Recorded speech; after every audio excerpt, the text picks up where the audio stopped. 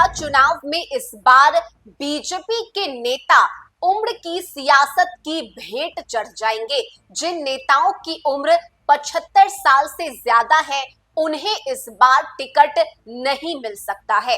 नमस्कार, news for nation देख रहे हैं आप। मैं हूं रश्मि श्रीवास्तव आपके साथ। विधानसभा चुनाव को लेकर अब मात्र 3 से 4 महीने का वक्त बाकी है और ऐसे में एनडीए की तरफ से जीत की तैयारी शुरू कर दी गई है। सीट बंटवारे को लेकर भी अब चर्चा होने लगी है, लेकिन बड़ा सवाल ये कि इस बार बीजेपी के उम्मीदवार कौन होंगे, कौन से ऐसे चेहरे हैं जिस पर बीजेपी दाव खेलेगी। हालांकि देखिए, बिहार में युवाओं का दौर चल रहा है।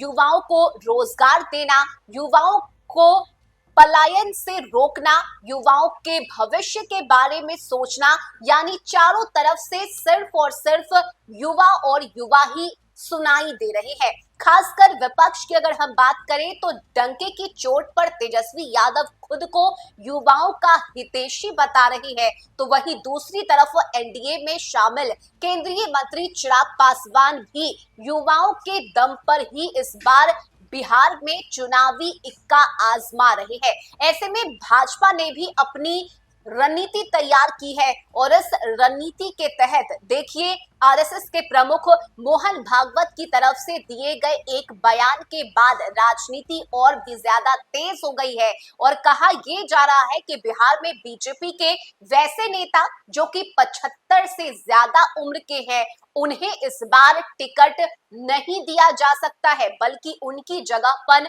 उन नेताओं को मौका मिलेगा जो कि युवा है।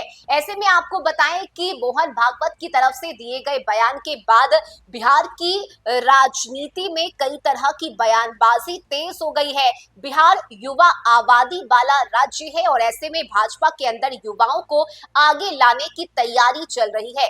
पुराने पीढ़ी के नेता को मार्गदर्शक मंडल में लाने की कवायद जारी है। ऐसे में 2025 विधानसभा चुनाव के दौरान कई भाजपा के नेता उम्र की सियासत की भेंट चढ़ सकते हैं। भाजपा के कई नेताओं में अब बेचैनी बढ़ती हुई नजर आ रही है। दरअसल संघ प्रमुख मोहन भागवत ने उम्र को लेकर एक लकीर खींचने की कोशिश की है। मोहन भागवत ने कहा कि 75 साल की उम्र पूरी कर चुके नेताओं को अब पीछे जाना चाहिए और दूसरे को मौका देना चाहिए। विधानसभा चुनाव से ठीक पहले संघ प्रमुख के बयान के बाद बिहार भाजपा के समक्ष संकट की स्थिति है। यहाँ यह बताना भी जरूरी है कि 2014 में जब नरेंद्र मोदी प्रधानमंत्री बने थे तब यह चर्चा हुई थी। इसके बाद लालकृष्ण आडवाणी के साथ ही साथ मुरली मनोहर जोशी जैसे नेताओं को मार्गदर्शक मंडल में रखा गया था। हालांकि 2019 और 2024 के लोकसभा चुनाव में ऐसा नहीं देखा गया, या यूं कहें कि इसका पालन नहीं हुआ। लोकसभा चुनाव के दौरान भी भाजपा के अंदर इस बात को लेकर मंथन हो रहा था कि 70 की उम्र पार कर चुके नेताओं को टिकट दिया जाए या फिर नहीं। लंबी बहस के बाद कुछ लोगों के नाम पर तो सहमति बनी, लेकिन कुछ लोगों का नाम टिकट की लिस्ट से काट दिया गया। बिहार की अगर बात करें तो राधा मोहन सिंह और गिरिराज सिंह को 70 की उम्र पार होने के बाद भी टिकट मिला। वैसे अश्विनी चौबे और रमा देवी का टिकट काट दिया गया। ऐसे में बता दें आपको कि इस लिस्ट में पूर्व मंत्री अमरेंद्र प्रताप सिंह का नाम है, जिन्होंने 75 साल की उम्र पूरी कर ली है। इसके साथ ही छपरा के विधायक हैं जिन्होंने 78 साल को पार कर लिया है। छपरा से विधायक हैं सीएन गुप्ता, जिनकी गिनती सीनियर लीडर में आती है। इसके साथ ही अरुण कुमार सिन्हा जो कि कुम्हरार विधायक हैं, उनकी गिनती भी अब वरिष्ठ नेताओं में आती है। 70 पार कर चुके नंदकिशोर यादव पटना साहिब सीट से विधायक हैं, उनकी गिनती भी अब वरिष्ठ नेताओं में आती है।